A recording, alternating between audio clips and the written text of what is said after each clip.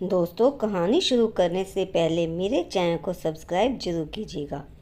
अब तक आपने पढ़ा, दादी माँ रिधिमा को प्रशांत की पहली शादी की हकीकत बताती है, जिसे सुनकर उसके दिल में प्रशांत के लिए प्यार उमड़ता है और वह सब कुछ भुलाकर उसकी पसंद का खाना बनाती है और उसकी फेवरेट नीले रंग की साड़ी पहनकर तैयार होती है। सब ठीक होने वाला था कि प्रशांत के मोबाइल पर फ़ोन आता है, जिसे रिधिमा उठाती है।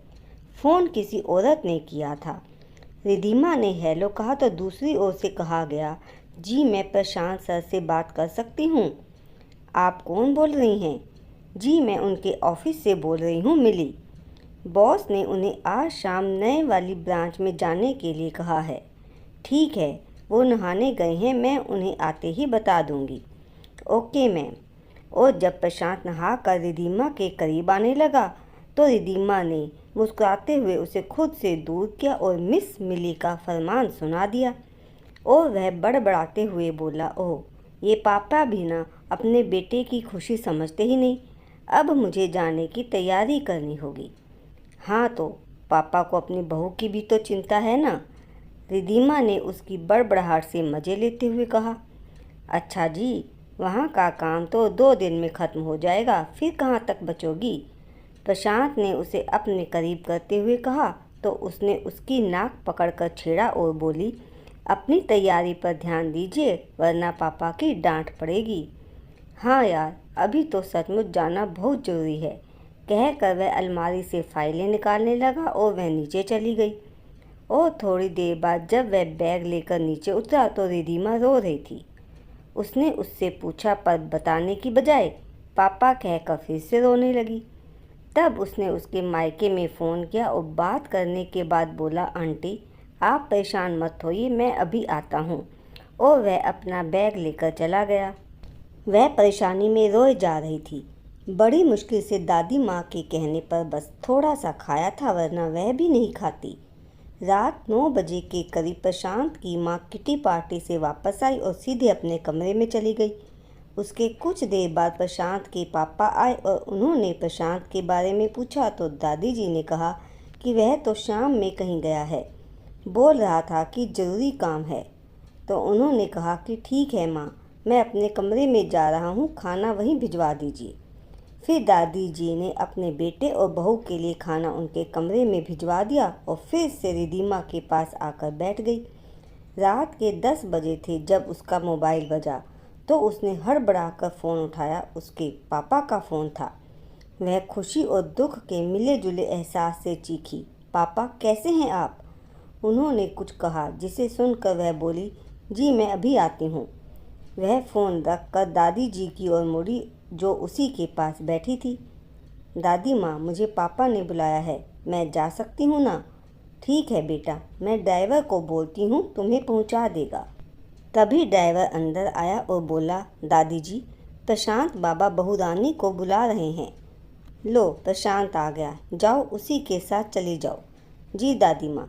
दादी माँ के कहने पर उसने चेहरा धोकर बाल ठीक किए और बाहर आकर कार में बैठ गई और प्रशांत ने बगैर कुछ कहे कार बढ़ा दी। कुछ पूछना चाहती थी पर कार को अपने मायके जाने वाले रास्ते की ओर बढ़ते देखकर कुछ नहीं पूछा। और जैसे ही कार उसके घर के पास पहुंची वह भागकर अंदर चली गई और अपने पापा को देखते ही उनके गले लग गई। आज बहुत दिनों बाद उन्होंने भी अपनी लाडली को गले लगा लिया। तब तक पीछे से प्रशांत भी आ गया था तो सुरेंद्र जी ने उसे भी अपने साथ कर लिया। अपने पापा को ऐसा करते देखकर वह हैरान होकर अपने पापा की ओर देखने लगी तो वे पास ही सोफे पर बैठ गए और उन दोनों को भी बैठने का इशारा किया। फिर बोले, बेटा मुझे अच्छी तरह पता था कि तुम कभी भी कुछ गलत नहीं कर सकती, फिर भी मैं तुमसे नाराज़ हो गया। हालांकि दिल में तड़पता था तुमसे बात करने के लिए, फिर भी। लेकिन आज प्रशांत ने खुद मुझे बताया कि सारी गलती उसकी है, तुम बेकसूर हो और मुझसे अपनी गलती की माफ़ी मांगी तो मैंने उसे माफ़ कर दिया। सचमुच बहुत अच्छा इंसान है ये। अपनी गलती स्वीकार करना हर इंसान के बस की बात नहीं होती। वाकई प्रशांत बेटे, मैं शर्मिंदा हूँ। मैंने तुम्हारे साथ कितना बुरा सलूक किया और आज तुम्हारी वजह से मेरी इज्जत बच गई। सुरेंद्र जी ने प्रशांत का हाथ अपने हाथों में लेकर कहा, कैसी बात करते हैं अंकल, क्या मैं आपका बेटा नहीं हूँ? हाँ बेटा, तुम तो मेरे बड़े बेटे हो। बस अब से तुम भी मुझे पापा कहोगे। पर हुआ क्या था पापा, घर में पुलिस क्यों आई थी? रिधिमा ने पूछा। तुम्हारे पापा के बारे में किसी ने पुलिस को कॉल किया था कि वो ड्रग्स के कारोबार से जुड़े हुए हैं, इसलिए पुलिस घर की तलाशी लेने आई थी। पर जब मेरी प्रशांत से बात हुई तो उसने कहा कि बगैर वारंट के पुलिस तलाशी नहीं ले सकती। आप उन्हें रोकिए, मैं जल्दी ही पहुंचता हूं। और मैंने वही किया। मैंने पुलिस से वारंट की मांग की तो कहने लगे कि जल्दी में नहीं ला पाए। फिर मैं अड़ गई और बोल दिया, पहले वारंट लेकर आओ फिर तलाशी लेना। तब तक सारे मोहल्ले वाले हमारे घर के पास जमा हो गए थे, पर किसी में इतनी हिम्मत नहीं थी कि पुलिस वालों को कुछ कह सकते। मैं भी सबको देखकर नर्वस होने लगी थी और तभी प्रशांत यहाँ आ गया। और पहले तो उसने पुलिस वालों को बगैर वारंट के किसी शरीफ इंसान के घर आने के लिए डांट लगाई और फिर पुलिस कमिश्नर को फ़ोन किया। फिर कमिश्नर ने भी उन्हें ऐसी लापरवाही के लिए सुनाया और हमें विश्वास दिलाया कि बगैर जांच के किसी शरीफ इंसान को परेशान करने के लिए इन सब पर कार्रवाई की जाएगी। सचमुच बेटा, तुम्हारी वजह से सब कुछ ठीक हो गया, नहीं तो जाने आज क्या हो जाता। अगर पुलिस इन्हें लेकर जाती तो बिना किसी गुनाह के भी सब मुजरिम समझते। कोमल जी ने रिधिमा को पूरी सच्चाई बताई और प्रशांत की दिल से तारीफ की। सारे गिले शिकवे खत्म हो गए थे और अब बहुत रात हो गई थी, इसलिए दोनों वहीं रुक गए।